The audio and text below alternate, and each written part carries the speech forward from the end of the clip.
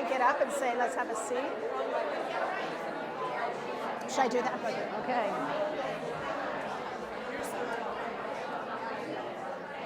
Well, I have to say that this is truly a Shehecheyanu moment to celebrate with Joanne. And as I look at you, I see the word accident. And yet we celebrate. And yet we celebrate. And to see all these people here, and Joanne just said, there's so many people that we haven't seen in a long time. And so this is a Shehecheyanu moment to just be here together and celebrate everyone's health and sustaining everyone. And you, Joanne, so I would like to just start with a blessing for you, a Shehecheyanu in your honor. Thank you for bringing us here together today. But thank you for your life, because you have lifted this community for decades. Thank you for your sustenance, because God knows none of us can take it for granted, not for you and not for us, certainly not for you. And we are so grateful for this moment. You have been working towards this moment really since the day you were born, and have so much wisdom to share. So we say, Baruch atah Adonai Eloheinu melech haolam, shehecheyanu v'kiyamanu v'higianu. We are grateful for life, for sustenance, for health, and for this moment. And would that we could say that at every moment. If we could stop and say every moment we are grateful for this moment, imagine what our lives could be. But if each one of the many people here could say it, each one take a second, and it's how we elevate life, and that's what you do every day. So thank you. So I'm really, really proud to introduce the woman who needs no introduction, but we'll get one anyway. And wait, you have to say who you are. Pardon me? I am Stacey Friedman. I'm one of the rabbis at Rodef Sholom, and I have to tell you, it makes me really happy that you're looking at that view, because a lot of people in this room today worked very, very hard and are continuing to work very hard to continue to elevate and build this sacred congregation and this sacred community. So thank you, and thank you to the Jewish Community Center for sponsoring today and allowing us to co-sponsor, and for housing us while we are in this transition. So I made a little mistake a couple weeks ago. I said, Joanne, what would you like me to say? And I thought maybe she'd say, well, you could think about this. But a memoir of letting go, I would just say almost, because she wrote out a whole introduction for me. Isn't that what you do? But, which was really, really nice and gracious. But it's not the one that I wanted to share right now, because the one she wrote is very humble, and she left out a lot of the good parts and wrote in a lot of what we know. So I'm going to share some other things. So over 10 years ago, our dear, dear Joanne Greene was in a horrific car accident crossing the street right here in front of the JCC, as we know. The accident was horrific. The physical and emotional tolls were extensive. The trauma that ensued was deep and difficult. Today, after years of healing and learning and some more traumas and medical issues, we're here to celebrate you, Joanne, for it all. And your brand new publication of this extraordinary book, By Accident, a Memoir of Letting Go. Can we have an applaud for that?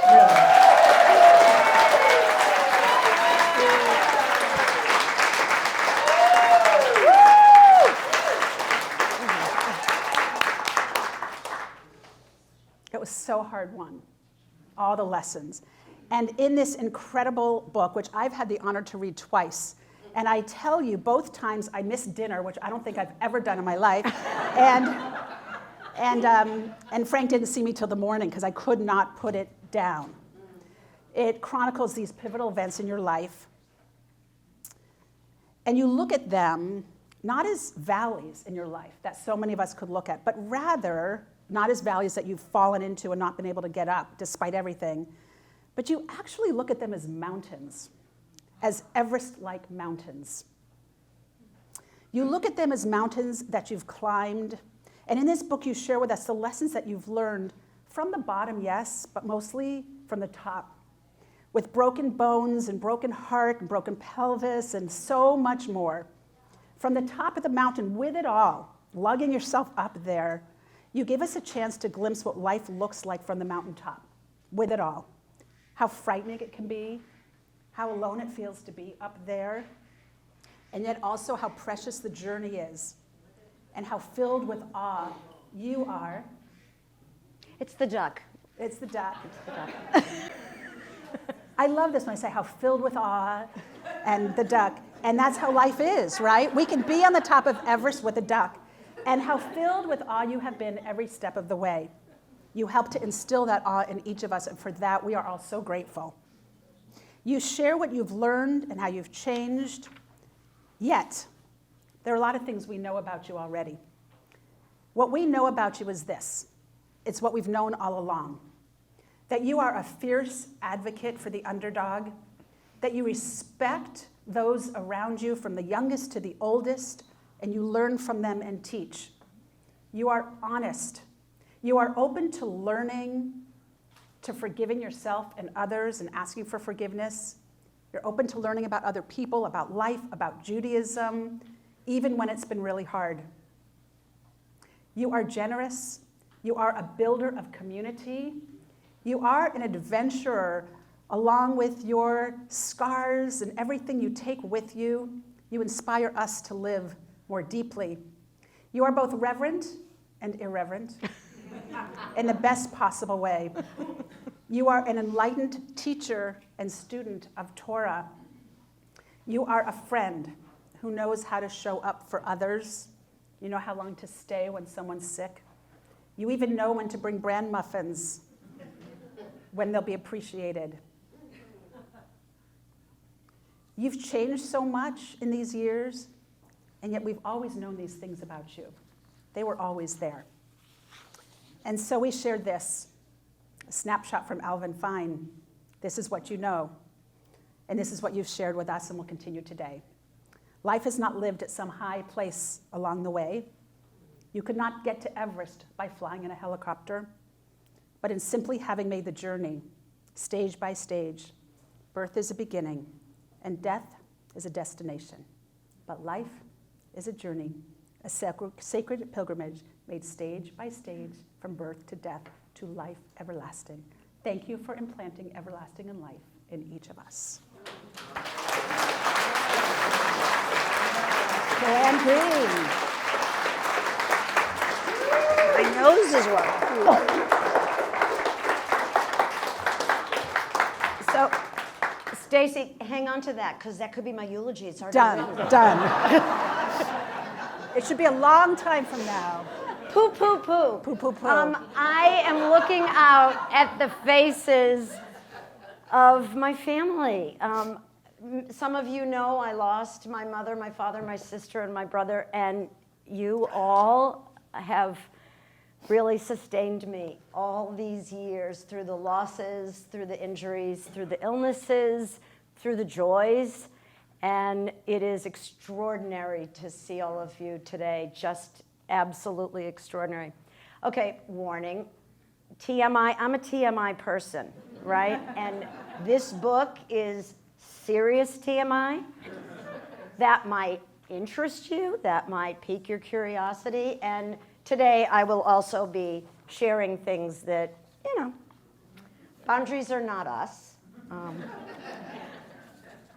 I'm going to read from the book here and there, but I'm going to start off by just reading the first couple pages so that you know what happened, and then I'm going to go into talking about some other things, and then I'll read another part a little later on. So,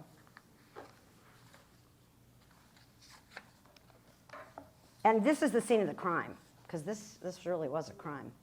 Oh, I'll just tell you this part. I'd had a great day. I'd had a meeting with Reverend Carol Hovis, who at the time was the head of the Marin Interfaith Council. We'd had a wonderful meeting. I was trying to rush home because Barack Obama and Mitt Romney were in the first debate, and it was starting at 5:30. So, that let me know. This was about 5:25. Okay, chapter 1. As I step into the crosswalk, there's a sudden deafening sound. An explosion, maybe?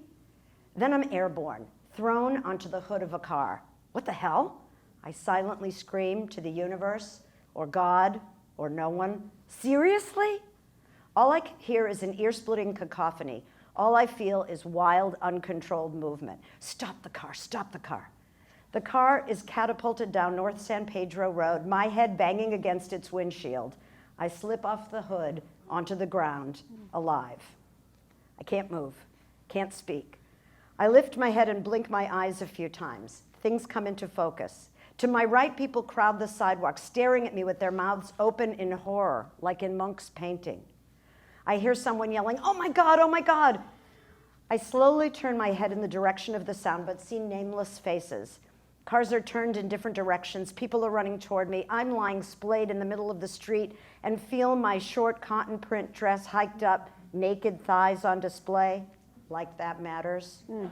I keep blinking, but the scene doesn't change. A white pickup truck stops in the middle of the street. A man wearing an Oakland A's jersey jumps out and runs toward me. "You're fine," he says. "You'll be fine." A woman is yelling at him to stop talking to me. Why is she angry with him? He says, "I'm fine." Maybe he's right. I don't see any blood, but how could I be fine? Horns blare. I think that's my friend's teenage son on the other side of the street. "Is that Joanne?" I hear him ask, panicked. He gets back into his mother's car and they drive off. Maybe this is a dream. Janet, who teaches exercise classes at the Jewish Community Center where I work, runs toward me in slow motion. A police officer hands her my purse. He's holding my orange and black shoes. She's calm, trained for emergencies, and crouches down next to me. Pulling my cell phone out of the purse, she says we must call Fred, my husband. I hear my voice slowly dictating his number. "Joanne's okay, but she's been in an accident," she says. Her voice measured, composed. Still on the street right in front of the JCC in our beloved synagogue, I reach for the phone. "Meet me at the hospital." The phone falls to the ground. The cop and Janet start to spin. Or am I spinning? A taste of bile is sour in my throat. I drop my head. Sirens are wailing. The police officer is trying to get me to stand up. "No, don't. Shouldn't he leave me here until the paramedics come?" Now there's pain, and it's blinding. Before there was no pain. I gestured toward my right side. Didn't know that pain can literally make you see stars. Someone else arrives, a paramedic, kind face. We lock eyes. I'm on a gurney, being loaded into the back of an ambulance. I hold onto his gaze like a lifeline. A woman is screaming. "It's total," she yells. "I don't know what I'm going to do. I can't believe this happened." "Stop it." Is she the person who was driving the car that hit me? Can't see her. Why is she in this ambulance? Make her stop. I silently beg the paramedic with deep-set eyes. He gives me a shot of something and I'm slipping. More nausea, but less pain. I exhale. The short drive is a blur. Sounds, colors, helpless. As we pull up at the emergency room entrance, I see Fred's face. His brow furrowed, the color gone from his cheeks. He's here. I am not alone.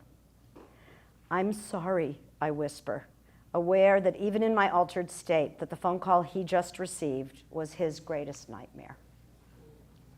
I'm going to stop there. I will give you a little spoiler alert that it was his greatest nightmare because Fred's parents were killed by a drunk driver in a car accident when he was 7.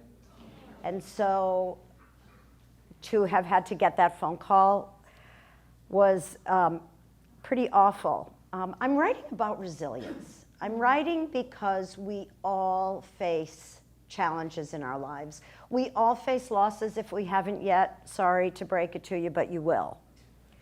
We will all face illness, if not ourselves, in our loved ones. Injuries will happen, failures will happen, relationships will end, jobs will end. And some of that is really out of our control. But what is in our control is how we respond. And throughout my recovery, I kept hearing my mother's voice. She had passed away 6 years earlier, as had my sister. And some of the things I heard were adages that my mom would say again and again, and maybe these will sound familiar to some of you. Things like, count your blessings. Things like, this too shall pass. Things like, what doesn't kill you makes you stronger. All 3 of these were really helpful for me. And I'm going to take them each separately for a moment. So this too shall pass. That's a really big one. And whenever you are in the absolute depths of grief or physical pain or depression, you feel like it's not going to end. You feel like this is where you're going to be. This is your future. And it's really helpful to say, this is going to pass. This is a moment. And I'm going to get past this moment. And the next moment might be harder or it might be easier, but it's going to be different. So that's a really helpful one. Counting your blessings is just the best. If you can have gratitude and really live in gratitude and wallow in gratitude, it's really hard to feel sorry for yourself at the exact same time. So even though something horrific has just happened, and I'm looking around and I know so many of you so well, and I know you've endured some absolutely horrific losses and injuries, and Tony, I'm looking at you, you still have things to be grateful for at every moment. And these are the things that we have to tell ourselves because we choose life. That's what we have to do. We have to take that moment and go, I can do this. I can do this was a mantra that popped into my head literally as I was flying through the air and saying, what the actual F?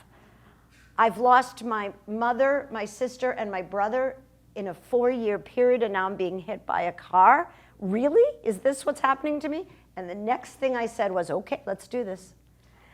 And I don't know where that came from, but I think it had something to do with my DNA. And many of you share the DNA of people who left where they were because life was tough. Life was tough because they were being persecuted for their religion. Maybe they had no economic opportunity and they had a bigger dream than what their shtetl village was going to be able to provide for them. And I think I drew upon their strength. And I said, I'm alive. When I landed on the ground and said, I mistakenly thought I was okay. That wasn't true. I definitely was not okay, and I was less okay for the next 5 days in the hospital when my internal bleeding was out of control and they kept prepping me for surgery. I just, all the way along, had this sense, one foot in front of the other, just get through this moment. Just get through this moment. So I give that to you as a gift. Maybe it'll help you at some point through something. The what doesn't kill you stronger, I'm not sure that one's always true, but I still tried to say it to myself that I'm going to be a stronger person for having gone through all of this. I'm certainly going to be a more compassionate person.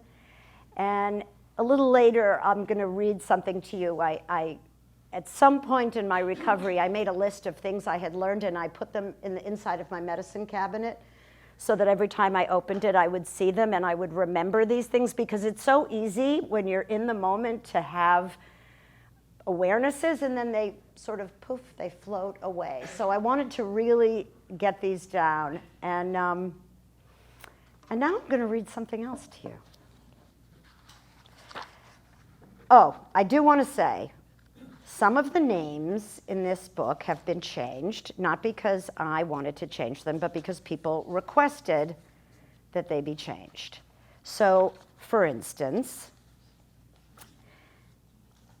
hang on, let me get to the right part. Okay, here it is. Rabbi Richard is Michael Lezak. Clara is Rabbi Noah Kushner. My son Mike, Mikey to many of you, is Max. And his wife Shustin is Blair. Okay.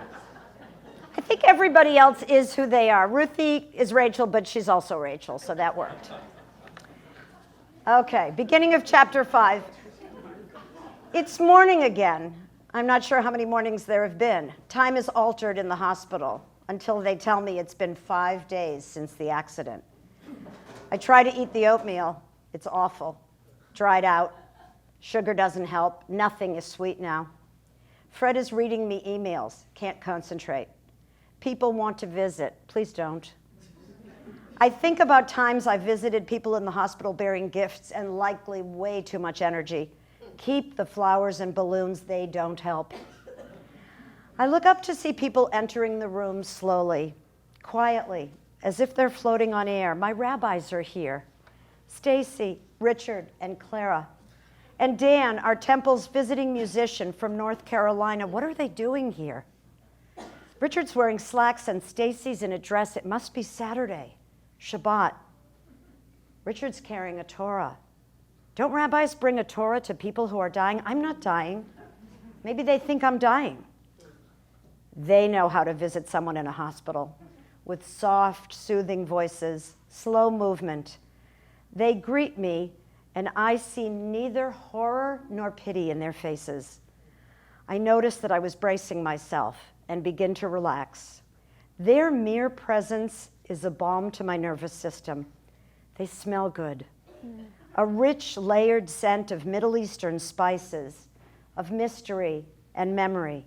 The memory of sitting next to my father in temple on a high holy day, twirling his tzitzit, the fringes of his prayer shawl. I'm leaning into him, sharing the timelessness, the ancient melodies, the choreography of standing, swaying, and sitting back down. Then Stacey begins to sing. And I feel my soul rise out of my body. I remember a similar feeling during the accident, like a cosmic leaf had scooped me off the hood of the car and gently placed me on the ground. How is it that her singing is more powerful than the painkillers? I can see the pain, but it can't touch me. Now Dan's voice joining hers in the Misha Berach, the prayer for healing. May the source of strength, who blessed the ones before us, help us find the courage. It's like velvet caressing my arms. As they sing, I am aware of holiness, or what I think must be holiness. The air feels different, and time has either stopped or expanded. I can't tell. I feel fully released, yet safe at the same time. But then my jaw clenches. I need them to leave. It's too much. Too much tenderness, kindness I cannot reciprocate.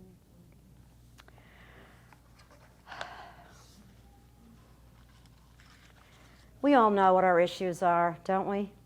Right? We get to this point in life, we know, I knew that I never stopped. I knew that I was a person in perpetual motion.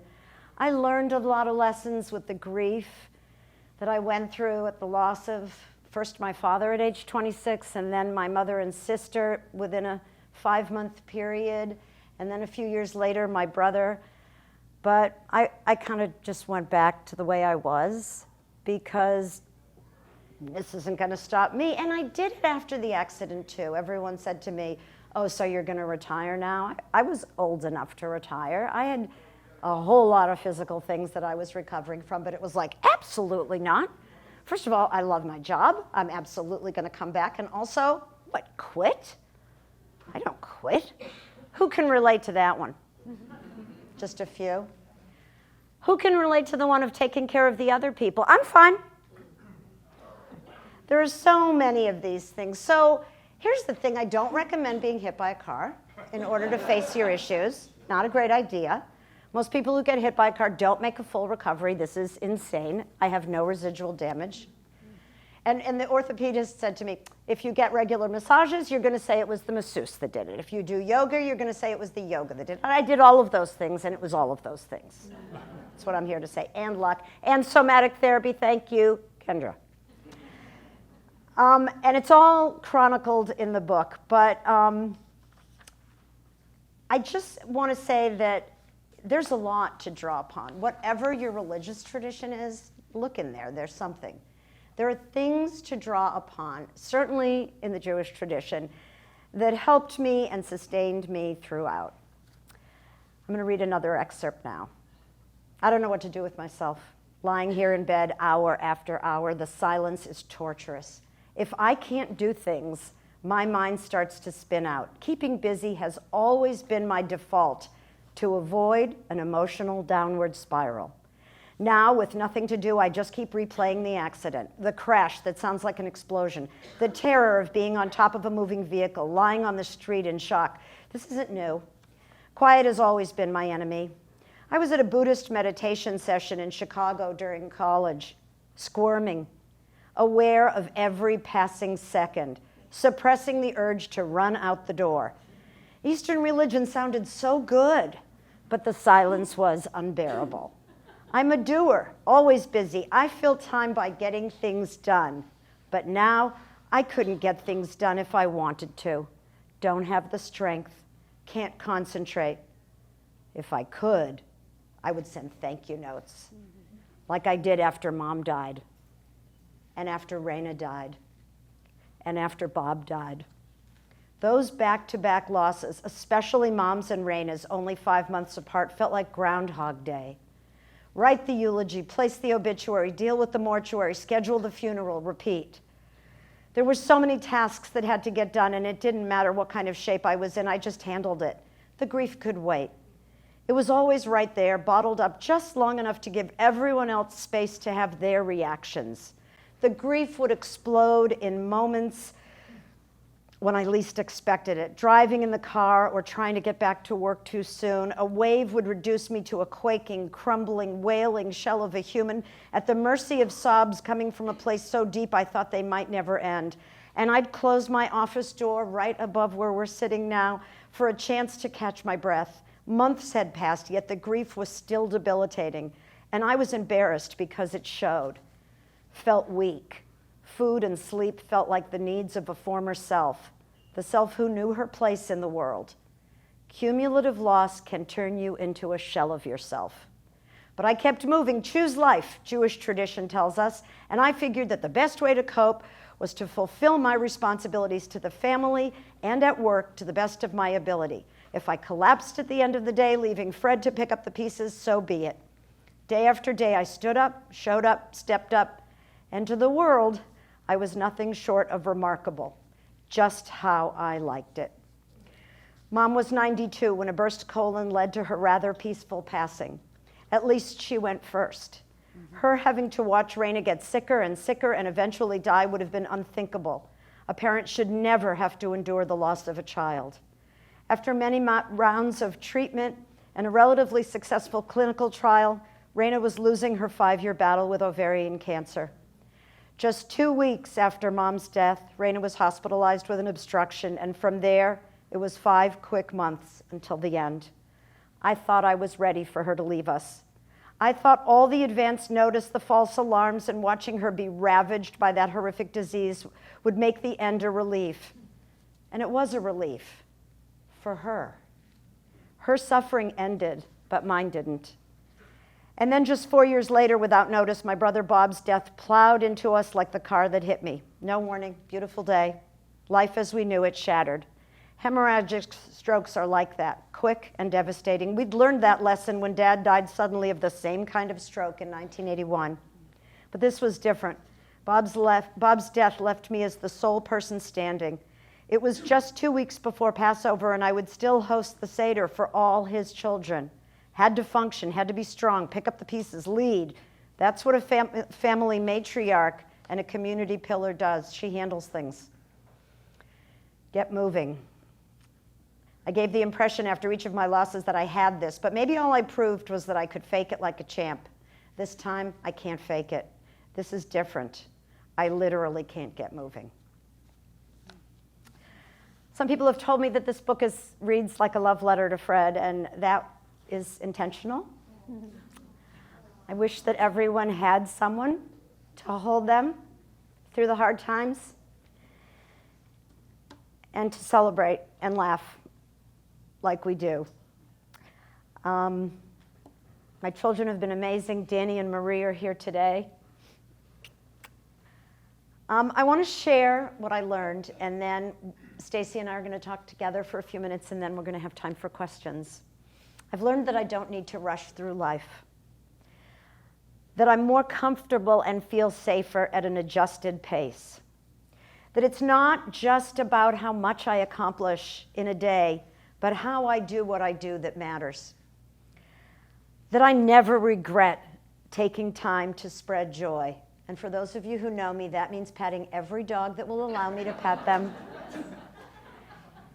saying hi to every child. I must accept that people are different than me, with varying needs for intimacy and privacy. When people don't show up for you, it doesn't mean they don't love you. It means that they're different. For some of us, showing up comes naturally. I'm looking at you, Marcy. It just comes naturally. For others of us, it's a hard thing to do. It's a struggle. I've learned to accept that and not hold it against them. While I don't want to be known as the woman who had that terrible accident, I don't mind being known as the woman whose positive attitude carried her through. And I learned that good health is neither a given nor a right. Each pain-free moment is an amazing miracle. My job, and perhaps your job, is to continue to feel gratitude and carefully consider what we're going to do with the precious time we have left. Thank you.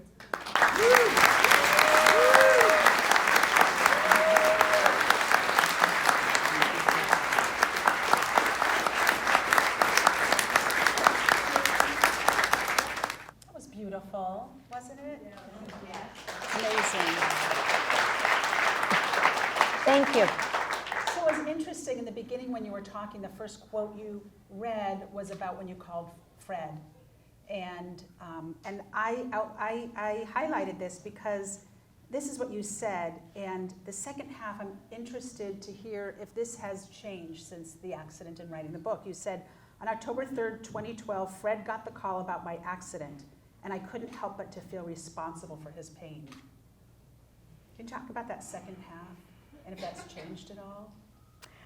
Yeah, it's definitely changed.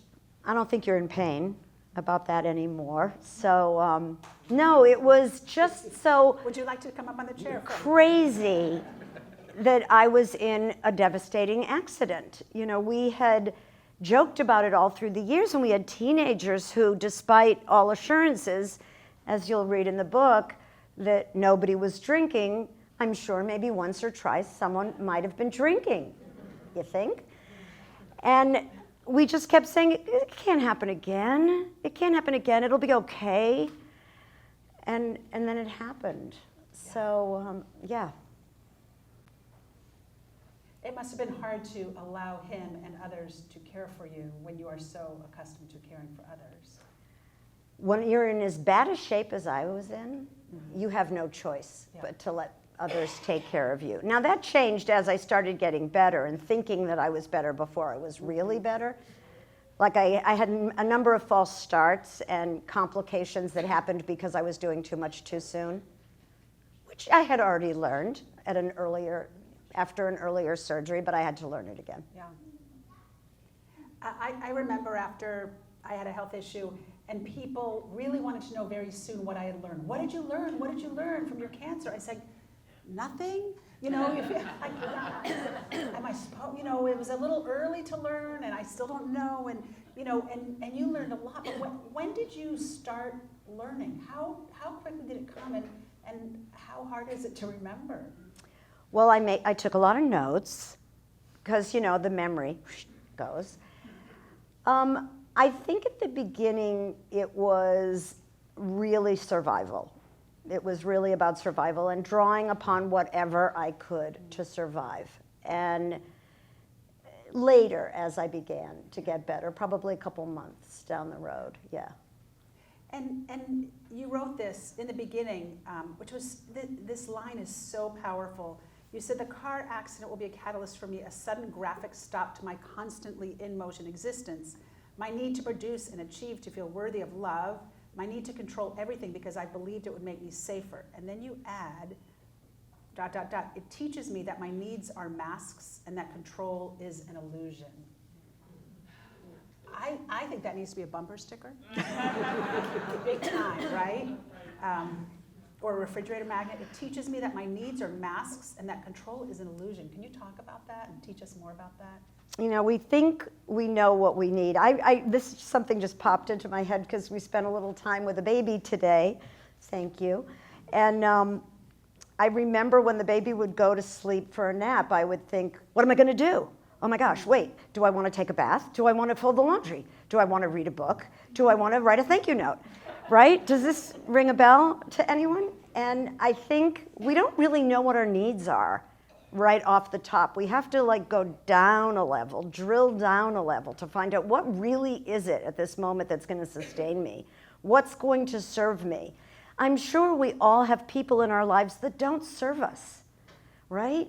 You know, that don't, they're in your life because they were in your life at one time or whatever. And when you face something so serious and life-threatening, you begin to really look at what you're doing, how you're living, what your habits are, to see if they're serving you, or at least I did. Mm-hmm. And I began to see that some of my habits, like being in full steam ahead mode at all times, was not serving me. Ironically, I was not hit by a car because I was texting while walking across the street or anything. I was actually behaving very well, but it reminds me now, like, do not be looking at your phone while you're walking, right? Don't do it. Mm-hmm. Maybe I have many more things to discuss, but let's open up and see if there's some questions that we can, that Joanne can address or answer.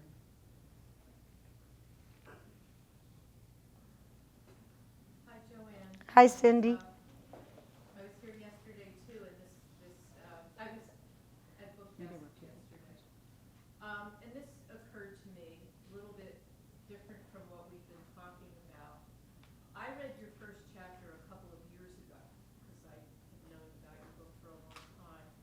And I was wondering, when you're writing something so personal and so sensitive, and then you start working with an editor, how does that work?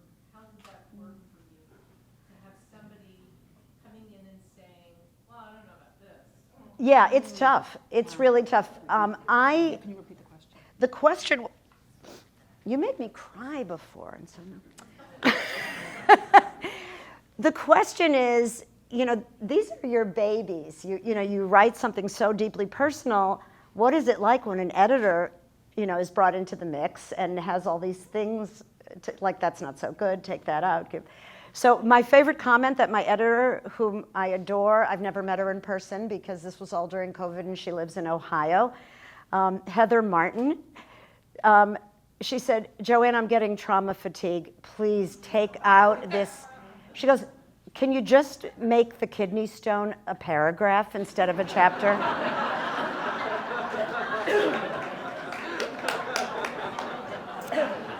So, it's like, it's killing your babies, really. I mean, because I was mugged when I was in my 20s, and I had written and rewritten this because it had a profound impact on me.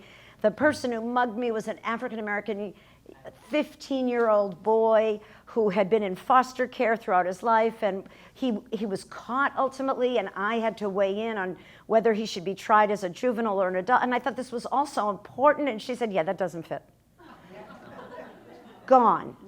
So, yeah, it's hard, and yet, I have always been a writer, and I didn't have the first clue about how to write a memoir, because I was a journalist.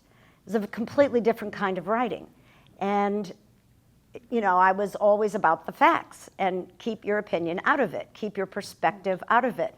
I didn't care how people felt, right, when I was doing a newscast. And so this was very, very different. I took lots of classes learning how to write in this form, and it was hard. It was hard. Also, I have no attention span, as those of you who know me know. We always say, it's the other family members that have ADD, but okay. So undiagnosed, but I worked on this for years. Other than my children, I can't think of anything I worked on for years. My marriage, okay. Who else? That was a great question. Mars? First of all, you're remarkable. You're an inspiration. I say that to you a lot, so I'm saying it here publicly. And just this room is testament to that. So thank you.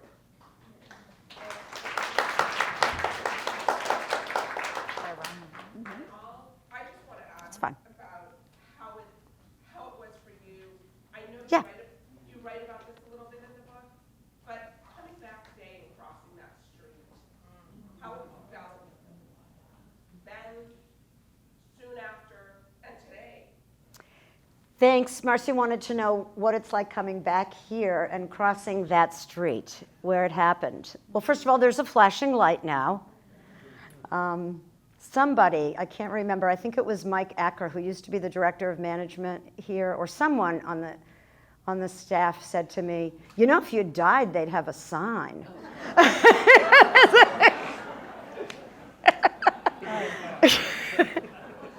Okay. I couldn't do it for a while. I think it was on the 1-year anniversary of the accident, and there's a chapter in the book where Fred and I walk across the street, and I'm having palpitations, and I burst into tears when I got to the other end.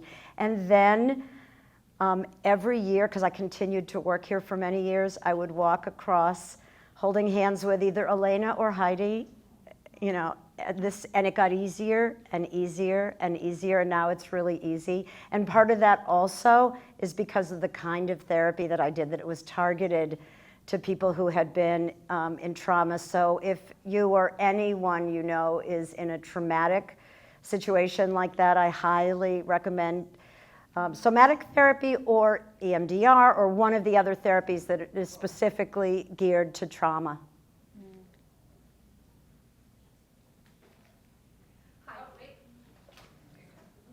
Hi, Joanne. This is not so much a question as a comment, having finished listening to your book on Audible, which I recommend everybody. It's on Audible, and it's wonderful to have her tell the story herself.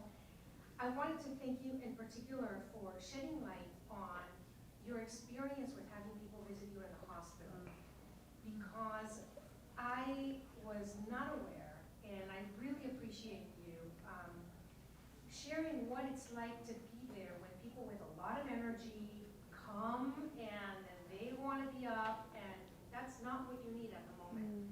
And I thought it was a great lesson, contrasted with Rabbi Stacey's visit, which was calm and loving, and it didn't have the barrage of happening.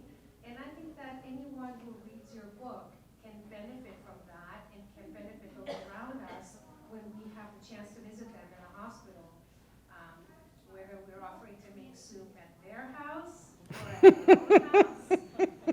I thought that was a really wonderful sharing, and I just want to thank you for that, because it was very, very awesome.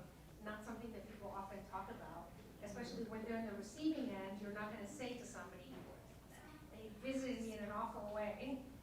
So that was a very, very wonderful lesson, and thank you for including that in the book. The soup was so good. I can't even tell you how good that soup was. I thought it would make the house smell It good. did. It smelled great. It smelled great. I do want to add to that, Leah, because I think you're right. These are the kinds of things that we don't talk about. My sister was really private, and she taught me that in synagogue, when it's the time for the Misha Berach and we say the names of people out loud, she said, I don't want my name said out loud.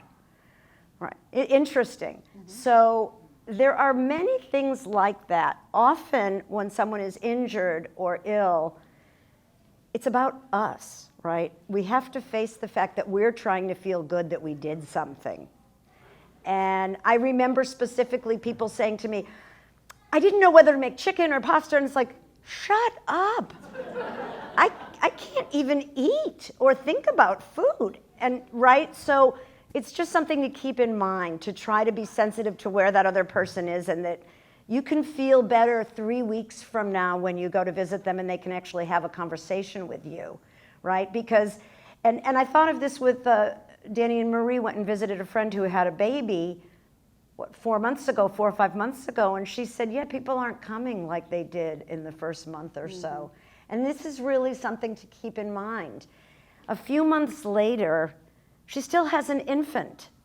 She could still use company. A few months later, I was still really compromised, but the visits weren't coming. So it is something to keep in mind. There's over here, Ellen. Wait for the microphone, please.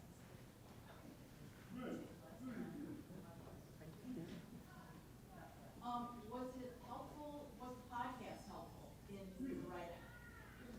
Because of what all the F words is, and you're sharing that stuff out to the world as well as to one another? Actually, I don't see them as related at all. So what Ellen just asked is, has my podcast that I've been co-hosting with Gabby Moskowitz for the last year and a half been helpful, because I'm talking about so many different issues? And no, I think enough years had gone by that it was kind of like going back to my roots of radio. Podcast, this is what Liz and John, this is what old radio people do at the end, right? This is what we do. We just make our own radio show in our own bedroom, hope that people are out there listening to it. So yeah, it was really more that. And also, I was told by my publisher that you have to establish an author platform. So, you know, like write articles, or you know, you have to, people have to get to know you so that when your book comes out, they'll be interested. So podcast seemed like a way for me to do that. But we're going on to a little hiatus now, but my other podcast, In This Story, 3 minutes long, that's going to continue because I'm having way too much fun with it.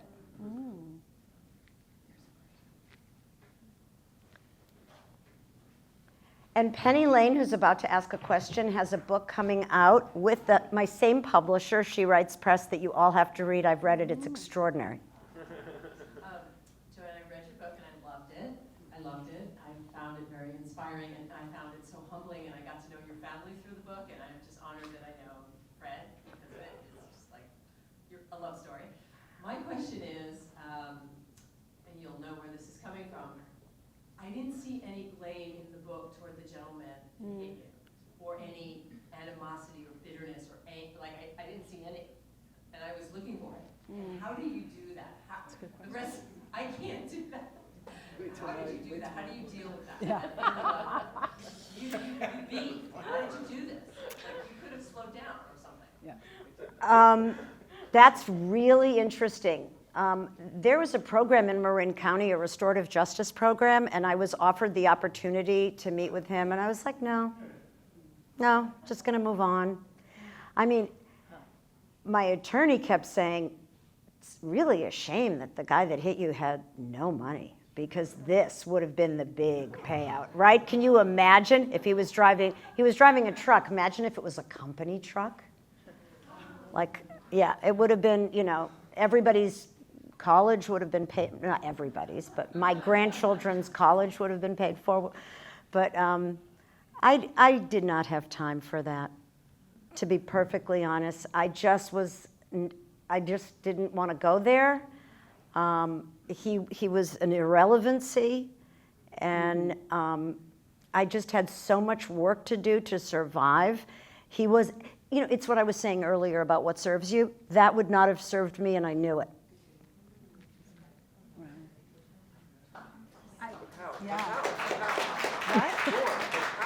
But so Danny and Fred each said something. So when you said, how are you not angry or bitter, Fred said, well, that's in my book coming out.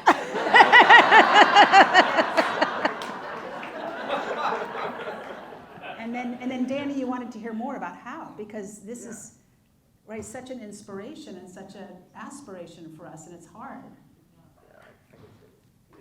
You know,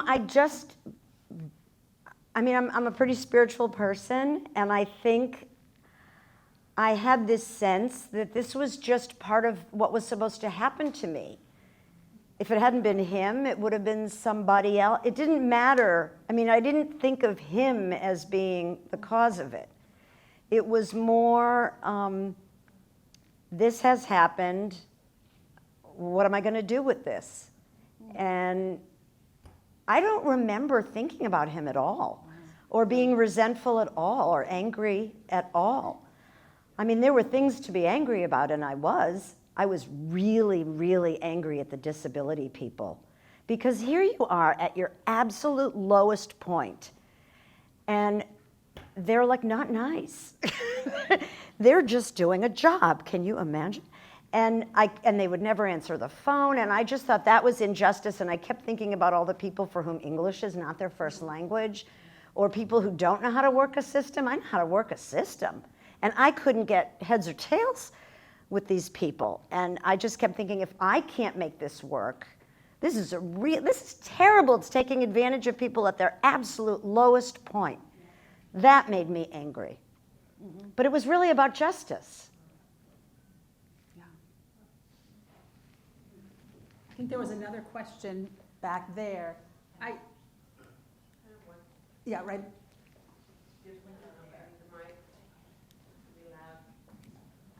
So I have not read the book. I just read the article about the book in J.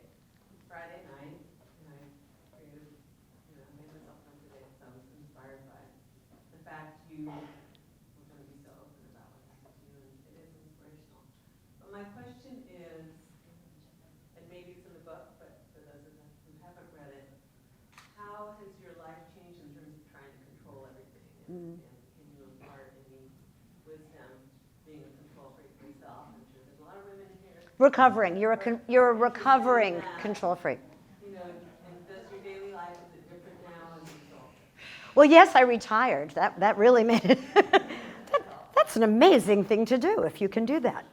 I was extremely fortunate.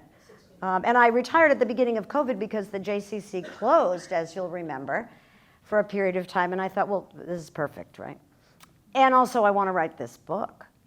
So I'm going to call myself a recovering control freak, like with certain illnesses that, you know, you're never really cured. So I'm not going to say I'm cured. I definitely still try to control things. And my loved ones remind me of this lovingly. But my days have changed. Like, for instance, if I don't get anything done, it's okay.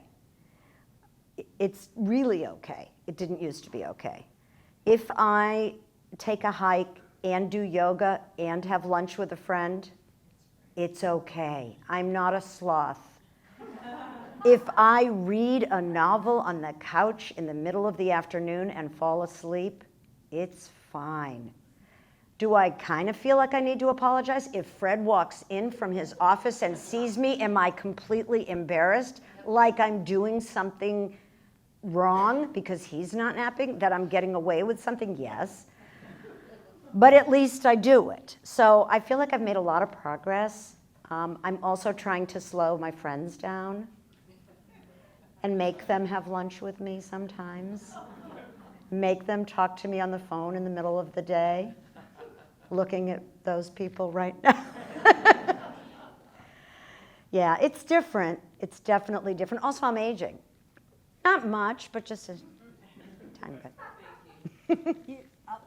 May I have it back? Along those lines, you said losing control, hence the resistance to give me the microphone. Losing control can be the best way to truly gain it. Right? I love that. Losing control can be the best way to truly gain it. I do want to parenthetically say, after the first time when I read the book, one of the first things I said to you was, a lot of people are going to be jealous of Fred, right? Like, oh, that husband of yours, right? And he's you know, so attentive and so there, and knew always went to give you a hug. And so because this is an intimate group and we know each other, is it okay if you I would just really like to know, like, just a response to this book, to Joanne, to this moment. Do you mind sharing that? Is that okay? Sure. Fred Greene, everybody.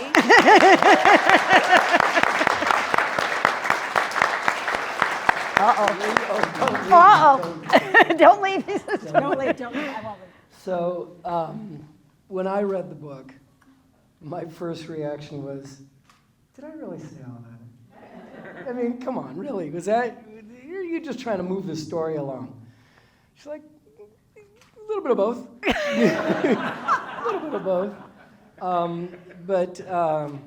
Yeah, I am just kind of blown away at the response that I've been receiving about the book. And I just wanted to know, last week, I do a podcast here. Last week was episode 900 of my podcast. Thank you. And it just happened to be on the same day that the book came out, so Joanne was the featured guest. Do you think she let me ask questions without changing them? She goes, yeah, I don't want to talk about that. How about that? No. It's like, I thought this was a memoir of letting go. It's my show. No.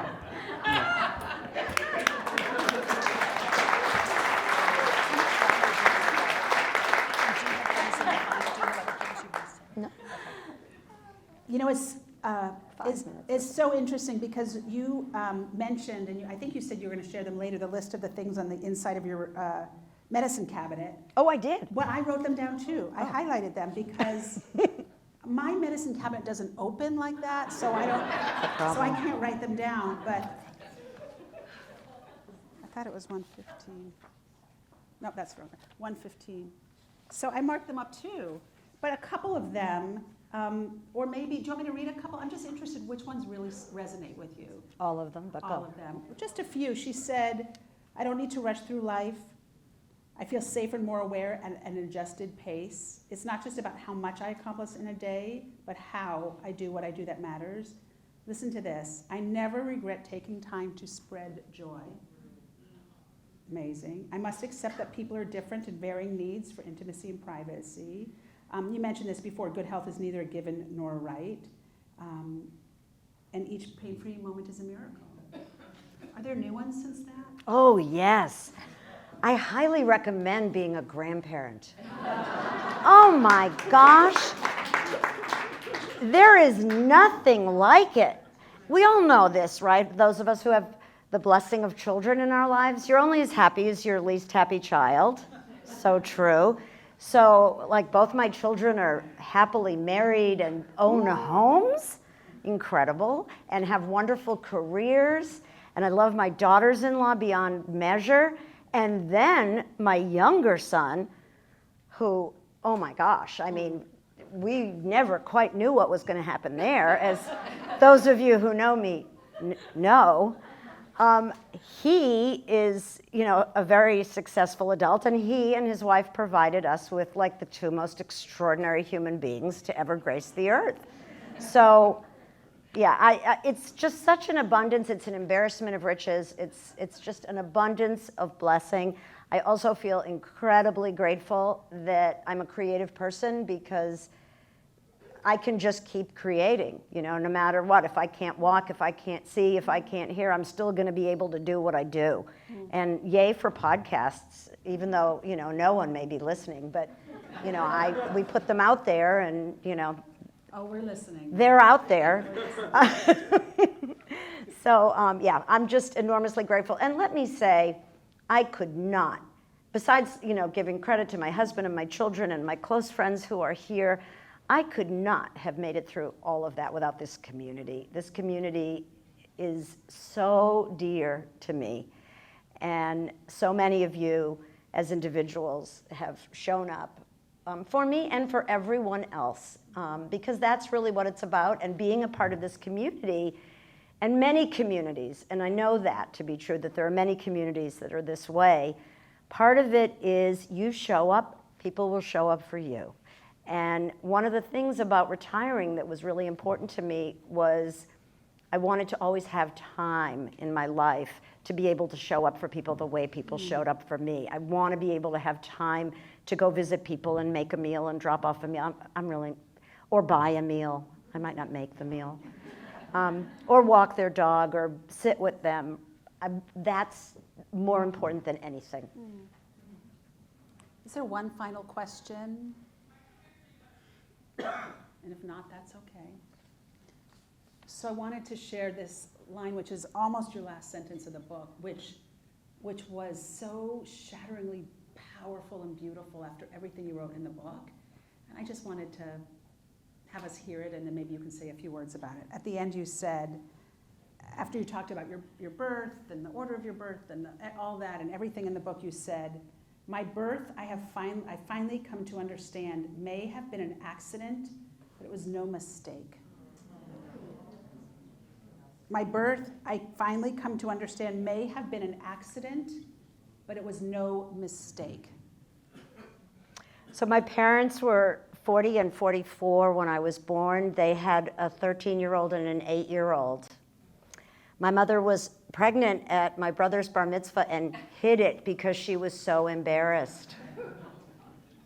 I never felt like I fit into my family. It's like they had the whole cousin experience, and then I came along.